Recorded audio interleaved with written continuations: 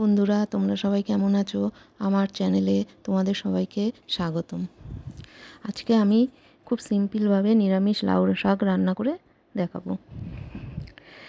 প্রথমে আমি আলু, বেগুন, ডাঁটা, লঙ্কা সব ধুয়ে রেখেছি। এরপরে লাউ শাকগুলো কেটে ধুয়ে রেখেছি। কড়াইতে তেল দিয়ে বড়িগুলো লাল লাল করে ভেজে নেব। এই নিরামিষ লাউ শাকটা খেতে খুব ভালো লাগে। খুবই সিম্পলভাবে আমি তৈরি করেছি। এতে আরও অনেক সবজি দেওয়া যায়, তোমরা দিতে পারো, যেমন কুমড়ো, গাজর, অনেক কিছুই দেওয়া যায়। আমি সিম্পলভাবে করেছি, চটজলদি এটা হয়ে যায়। এবার বড়ি ভাজা হয়ে গেলে ওই তেলের মধ্যে 5 ফোড়ন আর শুকনো লঙ্কা দিয়ে দেবো। যখন একটা ফোড়নের সুন্দর একটা গন্ধ বেরোবে, তারপর ওর মধ্যে টুকরো করে রেখা আলুগুলো দিয়ে দেবো। তারপর ডাঁটাগুলো দিয়ে দেবো। শেষে বেগুন কুচিগুলিও দিয়ে দেবো। দিয়ে ভালো করে নাড়াচাড়া করে ঢাকা দিয়ে রাখবো। আঁচটা কমিয়ে রাখবে।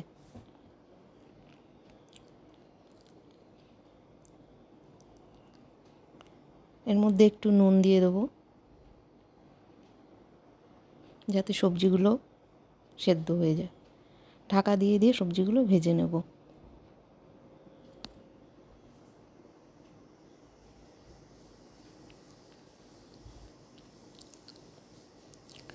ঢাকা খুলে আবার একটু নেড়ে দেব।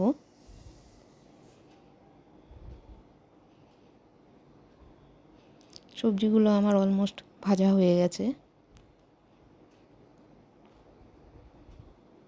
এবার এর মধ্যে হলুদ গুঁড়ো দেব, একটু জিরে গুঁড়ো দেব, বেশি না, অল্প অল্প দেব।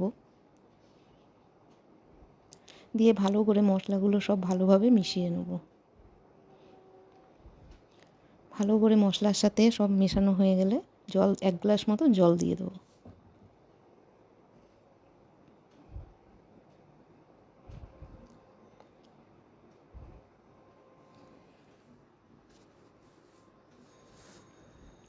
জল দিয়ে আবার ঢাকা দিয়ে রাখবো। জলটা ফুটে উঠলে এবার ওর মধ্যে ওই লাউ শাক পাতাগুলো দিয়ে দেবো।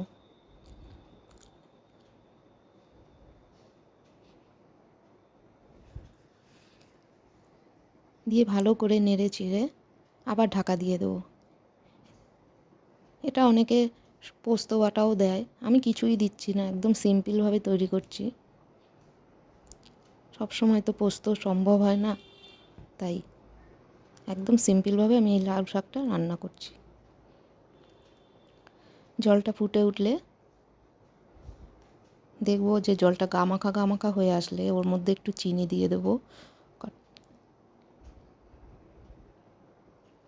আর ভেজে রাখা বড়িগুলো গুঁড়ো করে দিয়ে দেবো। এই বড়ি ভাজাটা দিলে খুব ভালো লাগে খেতে। এবার ভালো করে নেড়ে চেড়ে ঢাকা দিয়ে রেখে দেবো। তৈরি হয়ে গেছে আমার নিরামিষ লাউ শাক।